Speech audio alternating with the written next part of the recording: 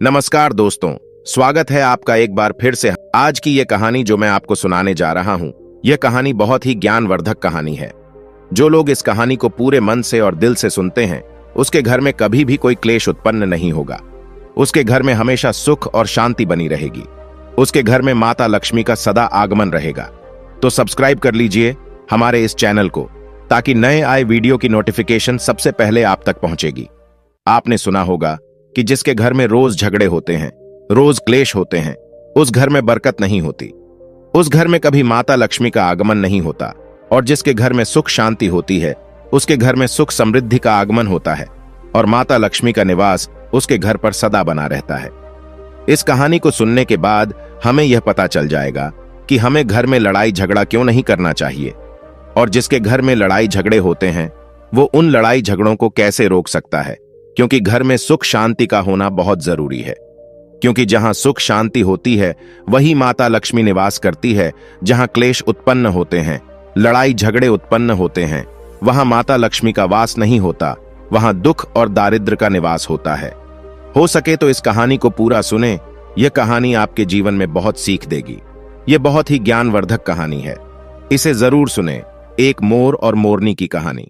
इससे पहले कि आप हमारी कहानी में खो जाए, चैनल को सब्सक्राइब करना ना भूले। चलिए कहानी शुरू करते हैं। एक जंगल में एक मोर और मोरनी रहते थे। मोर और मोरनी बहुत हंसी खुशी जंगल में रहते थे। एक दिन मोरनी मोर से कहती है, पिया जी, हमें यहां से चलना चाहिए। हमें वहां चलना चाहिए जहां हमारे समाज के लोग रहते हैं। काफी सारे मोर मोरनी रहते हैं, हमें वहां चलना चाहिए। मोर मोरनी से कहता है, प्रिय, अगर हम वहां चलेंगे तो रोज लड़ाई झगड़े होंगे। हम दोनों यहां जंगल में कितना सुकून से रहते हैं, वहां जाने की क्या जरूरत है। लेकिन मोरनी जिद करने लगती है तो मोर भी मान जाता है। मोरनी की जिद करने पर वो दोनों उड़कर एक नगर में आ जाते। उस नगर का राजा पशु पक्षियों की भाषा को अच्छी तरह से समझता था। उस राजा ने कराव शास्त्र की पढ़ाई की थी। कराव शास्त्र का मतलब यही होता है कि पशु पक्षियों की भाषा को समझ पाना। वह राजा सभी प्रकार के पशु पक्षियों की आज को समझ पाता था। हर जीव जंतु की आवाज को वह बखूबी समझता था कि वह क्या कह रहा है। दोनों मोर और मोरनी उसी नगर में आ जाते हैं। एक दिन की बात है, राजा अपनी रानी से कहता है कि हे रानी, मुझे बहुत तगड़ी भूख लगी है, आप मुझे भोजन खिला दीजिए। राजा की रानी 36 प्रकार के भोजन बना करके एक हाथ में पानी का लोटा और दूसरे हाथ में खाने की थाली लेकर राजा के पास पहुंचती है। रानी जैसे ही भोजन का थाली राजा के सामने रखती है तो एक चावल का टुकड़ा नीचे गिर जाता है। वहीं पर कुछ चींटियां घूम रही थीं। तभी एक चींटी चावल के टुकड़े लेकर वहां से जाने लगती है।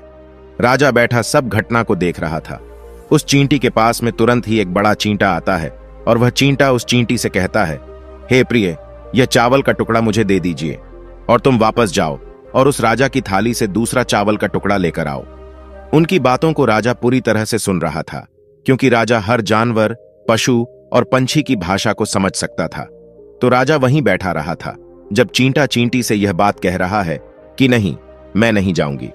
अगर यह बात राजा को पता चल जाएगी तो राजा मुझे मार देगा। फिर चींटा चींटी से कहता है कि तुम जाओ, राजा को नहीं पता चलेगा। चींटी फिर जाने की कोशिश तो करती है, लेकिन फिर आधे रास्ते से वापस चली आती है और चींटा से कहती है, नहीं, मैं नहीं जाऊंगी। हो सकता है राजा को पता चल जाए और राजा मुझे मार देगा। राजा उन दोनों को देख रहा था। चींटा को इस बात का भान हो जाता है कि राजा हमारी बात को समझ रहा है। चींटा फिर चींटी से कहता है, देखो, लगता है राजा हमारी बात को समझ रहा है।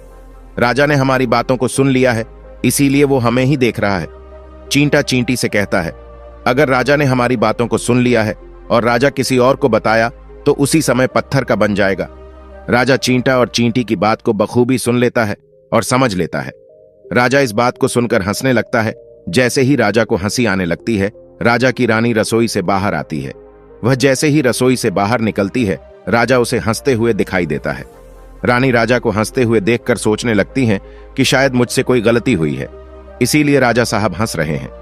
रानी राजा के पास आती है और कहती है, हे महाराज, क्या मुझसे कोई पाप हुआ है? क्या मुझसे कोई गलती हुई है कि आप इतनी जोर से हंस रहे हैं? राजा रानी से कहता है, नहीं, ऐसी कोई बात नहीं, मुझे बस यूं ही हंसी आ गई। रानी जिद करने लगती है और कहती है, आपको मुझे बताना पड़ेगा कि आप क्यों हंस रहे थे। राजा बार बार मना करता है, क्योंकि राजा को पता था कि चींटी ने कहा है कि अगर मैं चींटी वाली बात किसी को बताऊंगा तो मैं पत्थर का बन जाऊंगा। इसीलिए राजा रानी को यह बात नहीं बताना चाहता था, लेकिन रानी बार बार जिद करती हैं और कहती है, आपको मुझे बताना ही पड़ेगा कि आप क्यों हंस रहे थे। अगर आप मुझसे सच्चा प्रेम करते हैं, अगर आप मुझे अपना समझते हैं, तो आपको यह बताना पड़ेगा कि आप क्यों हंस रहे थे। राजा अब धर्म संकट में पड़ गया है। राजा सोचता है, अगर मैं ये बात रानी को बताऊंगा तो मैं पत्थर का बन जाऊंगा, और फिर सोचता है, अगर मैं नहीं बताऊंगा तो रानी का विश्वास खत्म हो जाएगा। रानी बहुत जिद करने लगती है। कहते हैं ना कि प्रिया हठ और बाल हठ बहुत तगड़ी होती है। इन दोनों हठ से हमेशा बच करके रहना चाहिए। रानी के प्रिया हठ के सामने राजा को झुकना पड़ता है, और राजा रानी से कहता है, ठीक है, अगर मैं आपको बताऊंगा तो बाद में आपको पछताना पड़ेगा। रानी कहती हैं कि अभी तो आप कह रहे थे कि कोई बात नहीं है, अभी आप कह रहे हैं कि मुझे पछताना पड़ेगा। रानी कहती है कि जरूर कोई तगड़ी बात है, और रानी और ज्यादा जिद करने लगती है। तब राजा कहता है कि तब ठीक है, अगर आप नहीं मान रही है तो चलिए मैं किसी जंगल में आपको एक बात बताऊंगा। राजा रानी रथ पर सवार होकर के जंगल के लिए निकल जाते हैं। जैसे वो घोर जंगल में पहुंच जाते हैं, तब राजा सारी बात रानी को सुनाने लगता है। जैसे ही राजा थोड़ी थोड़ी बात रानी को सुनाते गया, वैसे वैसे वो भी धीरे धीरे पत्थर का बनता गया। जैसे राजा ने आधी बात रानी को सुनाई, वो भी आधा पत्थर का हो गया। राजा फिर रानी से कहता है, हे रानी, मैं धीरे धीरे पत्थर का बनता जा रहा हूं, तुम बाद में बहुत पछताओगी। रानी कहती है, हे राजा साहब, हे महाराज, थोड़ी सी बात बची है, आप उसे भी सुना दीजिए। राजा पूरी बात बता देता है, और राजा पूरा पत्थर का बन जाता है। रानी की इस जिद के कारण राजा पूरा पत्थर का बन जाता है। रानी रोने लगती है, और रानी उस पत्थर को हिलाने की कोशिश करती है, लेकिन भारी भरकम पत्थर कैसे हिल पाती, क्योंकि राजा बहुत ही भारी था। राजा पत्थर का बन जाता है, और उधर रानी सर पटक कर रोती है, छाती पीटती है, विलाप करती है, और किसी जीव जंतु से सहायता के लिए गुहार करती है। इन सब कहानी को मोर और मोरनी बखूबी देख रहे थे, अपनी आंखों से देख रहे थे। रानी के विलाप को देखकर मोर मोरनी को दया आ जाती है। मोर मोरनी से कहता है, ये होता है प्रिय हठ। अपनी इसी प्रिय हठ की वजह से हम उस जंगल में कितना खुशी खुशी रहे थे और यहां चले आए। मोरनी मोर से कहती हैं कि प्रिय, ये रानी बहुत दुखी हो रही है, हमें इसकी सहायता जरूर करनी चाहिए। यह इतना विलाप कर रही है, इसकी ज्यादा तो सहायता हम नहीं कर सकते, लेकिन कम से कम इसको धीरज तो दे ही सकते हैं, यानी उसको विश्वास तो हम दिला ही सकते हैं। यही सोचकर मोर और मोरनी उस रानी के पास जाते हैं, और जाकर के रानी से कहते हैं कि रानी साहिबा, जो हुआ वो तो गलत हुआ, लेकिन आप जरा धीरज रखिए, अपने आप को थोड़ा संभालिए, आपके पीछे पूरा राज्य है। राजा तो पत्थर का हो चुका है, अब आपको आपके राज्य का कारोबार आपको ही संभालना है। रानी मोर मोरनी की बात सुनने के बाद कहती है, भाई मोर मोरनी, मैं अपने आप को कैसे संभालूं, क्योंकि अब तो मेरा संसार ही उजड़ गया, क्योंकि मेरा पति परमेश्वर पत्थर का बन चुका है, और मैं क्या करूं। रानी की यह बात सुनते ही उधर मोरनी के मुख से यह निकल जाता है, राजा पत्थर के कैसे हो गए? राजा तो इंसान थे, अच्छे भले थे, लेकिन ये पत्थर के कैसे हो गए? रानी वही बात बताने लगती है जो राजा ने चींटी वाली बात रानी को बताई थी। रानी वही बात मोर और मोरनी को बताने लगती है, और रानी भी धीरे धीरे करके पत्थर की बन जाती है। और जब रानी पत्थर की हो जाती है, और राजा तो पत्थर का हो ही चुका था, जब दोनों पत्थर के हो जाते हैं, उधर मोर मोरनी को चिंता सताने लगती है। उधर मोर और मोरनी बहुत दुखी हो जाते हैं। मोर मोरनी को यह चिंता सताने लगती है कि यह विपत्ति हमारे ऊपर भी आ सकती है, क्योंकि राजा भी उसी चींटी वाली बात से पत्थर का हो चुका है, और रानी भी उसी चींटी वाली बात से पत्थर की हो चुकी है। मोर मोरनी से कहता है, हम पर भी खतरा मंडरा रहा है, क्योंकि तुम स्त्रियों से कोई भी बात छिपती नहीं है। मोरनी मोर से कहती है, पिया जी, यहां से हम दूर चले क्या? मोर मोरनी से कहता है, हे बेवकूफ, दूर जाने से क्या फायदा है? यह संकट तो धरती के किसी भी कोने में हमारा पीछा नहीं छोड़ेगा। यह खतरा तो हमेशा हमारे ऊपर मंडराते रहेगा। अगर जाने अनजाने में यह हमारी मुख से निकल गई तो हम भी पत्थर का बन जाएंगे। इसी बात को लेकर मां र और मोरनी बहुत दुखी हो जाते हैं, बहुत चिंतित हो जाते हैं। रात दिन उनको यह दुख खाया जाता है। यह सोचकर वे ना भोजन करते हैं और ना चैन से सोते। बस रात दिन उनको यही दुख सताती है, यही टेंशन रहती है कि ये बात उनके मुख से निकल ना जाए। यदि हमारे मुख से ये बात भूल कर भी निकल गई तो दोनों पति पत्नी पत्थर के बन जाएंगे। यही सोचकर मोर ने दिमाग लगाया कि यदि मैं सारी चींटियों को खत्म कर दूं तो यह सब खत्म हो सकता है, क्योंकि यह करा धरा तो चींटियों का है। मोर मोरनी से कहता है, प्रिय, अगर हम सृष्टि से सारी चींटियों को खत्म कर दें तो चींटियों का संकट समाप्त हो जाएगा। और मोर मोरनी इस बात से राजी हो जाते हैं और सभी चींटियों को मारकर खाना शुरू कर देते हैं। मोर और मोरनी का इतना आतंक हो गया था कि सभी चींटियां डर के मारे और बिल खोद करके धरती के अंदर जाकर छिप गईं। मोर और मोरनी ऐसी निगरानी रखते हैं कि उन्हें जहां भी चींटी दिखती है तुरंत दबोच लेते हैं। कोई भी चींटी मोर और मोरनी के इस आतंक के वजह से बाहर ही नहीं आती थी। सभी चींटियों ने जमीन के अंदर अपना बिल बना दिया और जमीन के अंदर ही जाकर बैठ जाती। काफी समय बीतने के बाद चींटियों को भूख सताने लगी, क्योंकि भोजन तो बिल में मिलता नहीं, भोजन तो बाहर मिलता है। जैसे ही भोजन लेने के लिए चींटी बाहर आती, मोर उसे दबोच लेता है और उसे जान से मार देता। एक चींटी और एक चींटा बिल के अंदर भोजन के लिए तड़पते हुए श्री हरि विष्णु का जोरदार भजन करने लगे। भक्ति करते करते उन्हें यह भी मालूम नहीं था कि वह कहां है कहां नहीं है। वे घोर तपस्या में लीन हो गए। अंत में जाकर श्री हरि विष्णु उन्हें दर्शन देते हैं और भगवान विष्णु कहते हैं, चींटी, चिंटा, जो तुम्हें मांगना है मांग सकते हो, हम तुम्हारी भक्ति से प्रसन्न हैं।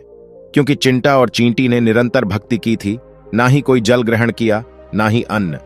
इसलिए भगवान विष्णु बहुत जल्दी प्रसन्न हो गए और आकर कहने लगे, जो तुम्हें मांगना है मांग सकते हो, हम तुम्हारी भक्ति से बहुत प्रसन्न हैं।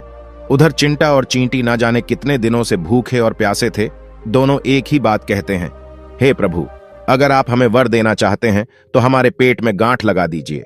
उन्होंने सोचा, अगर हमारा पेट नहीं होगा तो हम बाहर क्यों जाएंगे और मोर मोरनी हमें नहीं खाएंगे, इसीलिए उन्होंने मांगा, हे प्रभु, हमारे पेट में गांठ लगा दीजिए।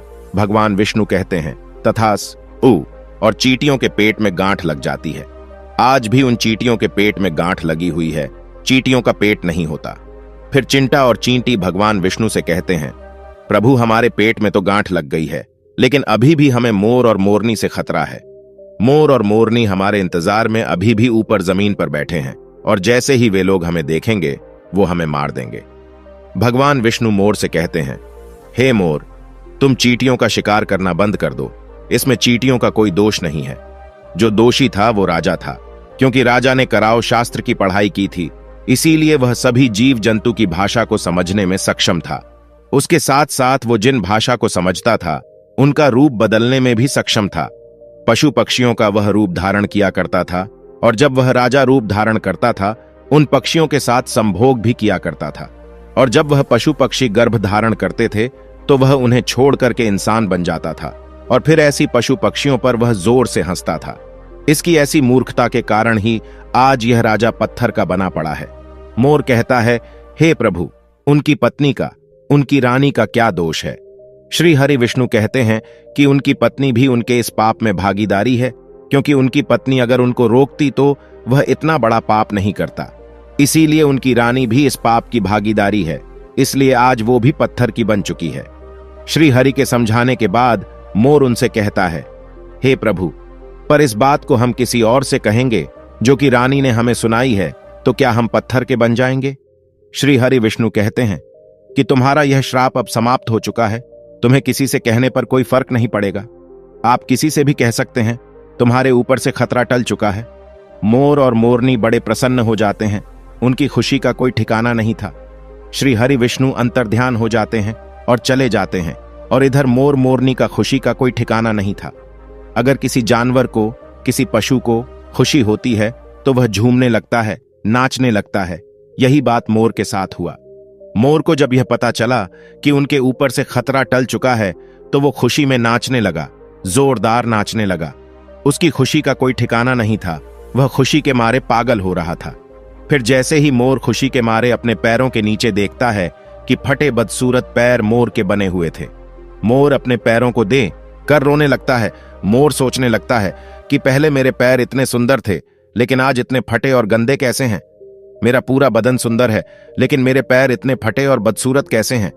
मोर के पैरों के फटने का कारण चींटी खाना था, क्योंकि उसने बहुत सारी चींटियां मार मार कर खा गई थीं और मोरनी भी उन्हें खा गई थी, इसीलिए उनके पैर फट गए थे। आज भी कोई इंसान अगर चींटी खाता है तो उसके शरीर में छोटे छोटे दाने पड़ जाते हैं। यदि आप ज्यादा मात्रा में चींटी खाओगे तो आपका बदन भी फटने लगेगा। सांप केंचुली क्यों छोड़ता है?